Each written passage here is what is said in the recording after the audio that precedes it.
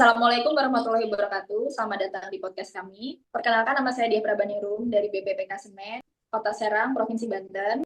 Hari ini kita akan bahas tentang rela berkorban untuk bangsa dan negara, kisah dan makna di balik profesi penyuluh pertanian. Hari ini saya bersama dua rekan saya. Pertama ada Kak Yuri Yahya dari BPP Oneng Butek, Kabupaten Konawe, Sulawesi Tenggara. Dan juga ada Kak Rehan dari BPP Nusa Bakti, Provinsi Sumatera Selatan. Hari ini kita akan ngobrol santai tapi serius tentang sebuah tema yang sangat dekat dengan hati kami sebagai abdi negara di sektor pertanian, yaitu rela berkorban untuk bangsa dan negara. Langsung aja ya teman-teman, kita mulai. Saya pengen mulai dengan pertanyaan yang cukup mendasar dulu. Pertama untuk Kak Yuri Yahya, menurut Kakak apa sih sebenarnya makna rela berkorban itu buat seorang ASN, khususnya buat kita penyuluh pertanian? Terima kasih untuk pertanyaannya. Itu pertanyaan yang sangat bagus untuk membuka diskusi. Kalau saya pribadi, rela berkorban itu maknanya adalah kesediaan kita untuk menempatkan kepentingan orang lain.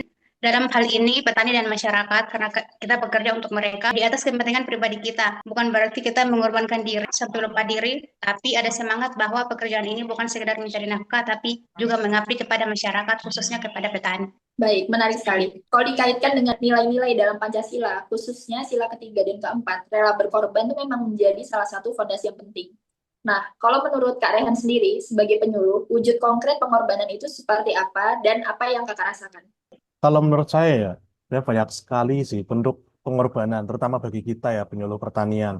Kalau yang biasa saya rasakan, utamanya saat bekerja di lapangan ya, yaitu soal waktu dan tenaga. Seperti yang kita tahu, penyuluh pertanian itu kan kerjanya nggak mengenal jam kantor yang normal ya. Kita bisa ke lahan kadang pagi banget, siang banget, bahkan kadang pertemuan kelompok itu pun malam-malam.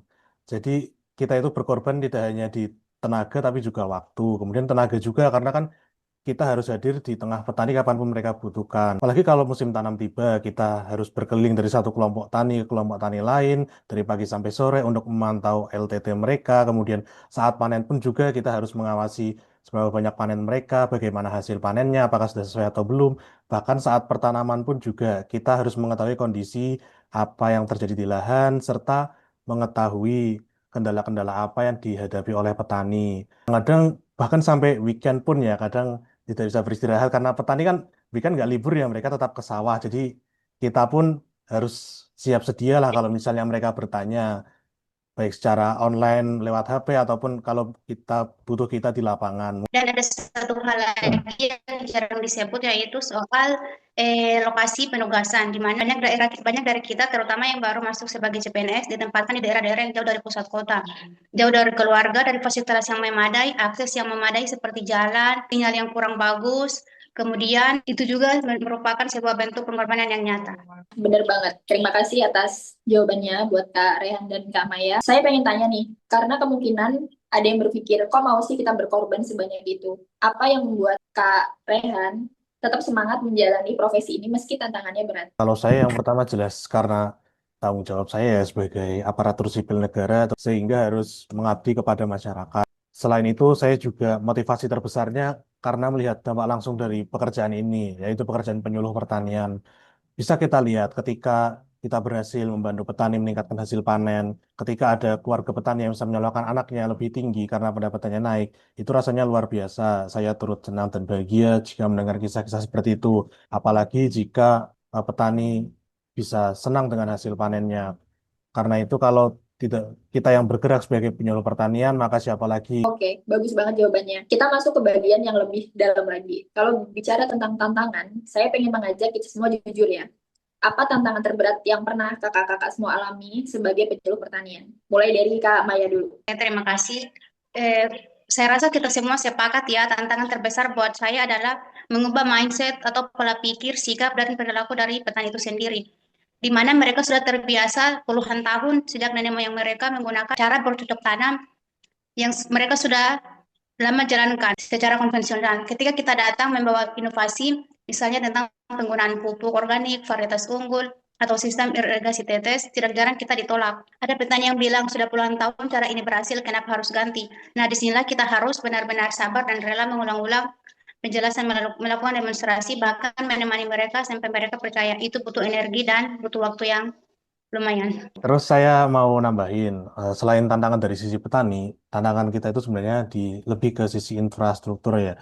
Karena namanya bekerja di lapangan, pasti kan wilayahnya tidak sesuai dengan apa yang ada di perkotaan jalannya mulus, kemudian fasilitasnya memadai, pasti kan banyak wilayah binaan yang aksesnya sulit, di atas gunung lah, di pinggir pantai, di tengah hutan, jalannya rusak, nggak ada sinyal. Jadi itu kita harus siap baik secara fisik, tidak hanya mengandalkan komunikasi digital. Seringkali kondisi itu tidak sebanding dengan fasilitas yang kita punya sebagai ASN baru, tapi kita pun harus siap dan sedia untuk menghadapi tantangan tersebut karena sudah tanggung jawab kita sebagai ASN.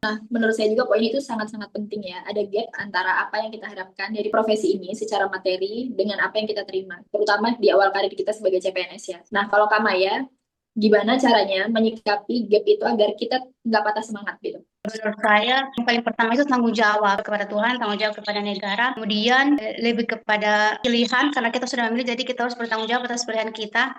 Dan juga saya percaya bahwa pengabdian, tanggung jawab yang tulis itu tidak pernah rugi dalam jangka panjang. Pengalaman di lapangan ini membentuk kita menjadi pribadi yang jauh lebih tangguh, lebih berempati, dan lebih paham tentang kondisi real masyarakat di pedesaan di Indonesia. Ini adalah bekal yang tidak ternilai. Betul. Begitu. Terus saya mau nambahin satu perspektif. Pengorbanan itu kan bukan hanya soal apa yang kita berikan keluar, tapi juga soal apa yang kita tahan di dalam. Karena namanya bekerja sebagai ASN pasti banyak tekanan dari berbagai arah, kanan, kiri, atas, bawah, kritik, kemudian harapan yang belum terpenuhi. Kemampuan kita dalam menahan ego dan tetap fokus pada tugas itu juga bagian dari rela berkorban. Oke, makasih jawabannya sangat-sangat bagus dan relate sekali dengan saya yang juga penyuluh. Kita naik lagi ke level yang lebih makro ya. Kalau kita bicara rela berkorban untuk bangsa dan negara, penyuluh pertanian ini punya posisi yang sangat strategis. Bagaimana kalian melihat hubungan antara tugas kita sehari-hari dengan kepentingan bangsa yang lebih besar? Mulai dari Kak Rehan dulu. Ini sih sebenarnya yang sering saya renungkan atau sering saya pikirkan. Indonesia kan negara agraris dengan potensi lahan yang sangat luar biasa. Ah, tapi potensi itu pun hanya bisa diwujudkan kalau SDM pertaniannya terampil dan produktif. Disinilah itu peran penyuluh pertanian jadi sangat krusial. Karena kita kan termasuk SDM pertanian juga ya. SDM pertanian kan tidak cuma petani saja, cuma orang-orang yang bekerja di sekelilingnya seperti penyuluh pertanian pun termasuk. Kita adalah jembatan antara teknologi dan pengetahuan petani di lapangan dengan praktek mereka di lapangan dengan apa ilmu yang kita punya terhadap petani. Kalau jembatan itu tidak ada dan tidak kuat, ketahanan nasional kita rapuh dan tidak bisa mencapai swasembada pangan. Betul sekali. Dan ketahanan pangan itu sendiri bukan hanya soal ekonomi ya. Ini soal kedaulatan bangsa. Negara yang tidak bisa memberi makan rakyatnya sendiri akan sangat bergantung pada impor.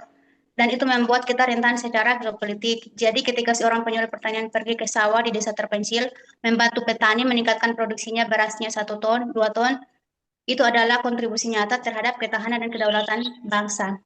Itu kecil tapi bermakna besar. Wah, bagus banget ya jawabannya. Nah, sekarang kita masuk ke bagian yang lebih personal. Saya ingin mengajak teman-teman untuk merefleksikan apa satu komitmen konkret yang ingin kalian pegang sebagai penyuluh pertanian. Kalau untuk karyawan sendiri gimana? Mulai dari kakak. Kalau dari saya ya, komitmen saya sebagai penyuluh pertanian itu sebenarnya untuk selalu hadir sepenuhnya bagi petani binaan saya. Hadirnya pun bukan hanya secara fisik, tapi juga secara mental dan emosional. Saya ingin benar-benar memahami problem mereka, bukan sekedar mencari solusi di atas meja saja ataupun administrasi. Itu berarti saya harus rela meluangkan lebih banyak waktu, turun ke lapangan, mendengarkan lebih banyak daripada berbicara. Dan saya percaya dari situ perubahan yang sesungguhnya akan lahir. Kalau untuk saya, komitmen saya adalah terus belajar dan meningkatkan kompetensi diri saya. Rela berkorban bukan berarti kita memberikan yang seadanya, tapi kita memberikan yang terbaik. Dan untuk itu kita harus terus mengasah kemampuan, mengikuti perkembangan teknologi pertanian, inovasi-inovasi baru, karena petani berhak mendapatkan pendampingan dari penyuluh yang kompeten, bukan yang stagnan. Itu adalah bentuk tanggung jawab kita ke petani dan kepada bangsa dan negara. Oke, kalau misalnya komitmen saya sendiri adalah menjaga integritas dimanapun saya ditempatkan, apapun tekanan yang ada. Saya ingin tetap menjadi penyuluh yang jujur dan amanah. Karena kepercayaan petani kepada kita adalah modal utama yang tidak bisa diganti dengan apapun. Kalau mereka percaya pada kita, mereka akan terbuka menerima inovasi. Nah, dari situlah perubahan bisa terjadi. Nah, sekarang kita udah sampai di penghujung acara podcast ini. Kita udah ngobrol banyak hari ini, dan saya rasa ada benang merah yang sangat jelas bahwa rela berkorban bukan slogan, bukan formalitas, tapi ada jiwa dari profesi kita sebagai penyuluh pertanian. Makasih juga atas diskusi yang sangat berbobot hari ini, dan terima kasih kepada seluruh teman-teman yang sudah menyimak podcast ini sampai akhir. Sampai jumpa di kesempatan berikutnya. Kami tutup podcast hari ini. Wassalamualaikum warahmatullahi wabarakatuh.